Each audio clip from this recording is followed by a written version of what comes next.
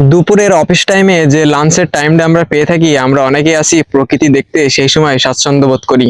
নীরবতায় আছে অনেক স্বস্তি এবং শব্দের যাত্রা মানুষকে ক্লান্ত করে। এই জন্য বলেছি, প্রতিদিনের ব্যস্ততার মাঝে একটু থেমে প্রকৃতির মাঝে সময় কাটান। আশা করি আপনার কাছে ভালো লাগবে। প্রকৃতি মানুষকে স্বস্তি দেয়। শুভ সকাল। পর্ব ৫।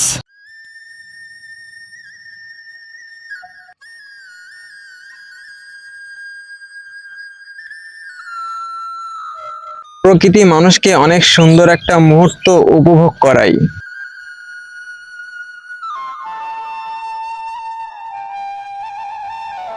তো এই মাঠেরই পাশে নান্দনিক এক পুকুর পাড়, একটি বড় পুকুর কাটানো হয়েছে মাছ চাষের ক্ষেত্রে।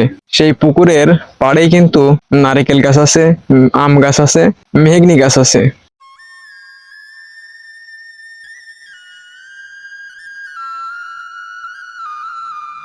এই পুকুর পাড়ে আছে মায়াভরা শান্তি এবং ছায়াতলা একটা জায়গা। এখানে প্রকৃতি এক অন্যরকম রূপ দিচ্ছে।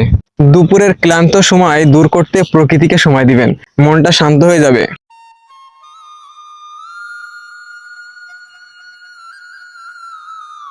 আমরা অনেকেই আছি সারাদিন খাটাখাটনির পরে দুপুরে একটু সময় পাই, এবং সেই সময়টা মাঠের ওই পাশে এমন সুন্দর একটা জায়গা যদি পাওয়া যায় তাহলে উপভোগ করা যায়।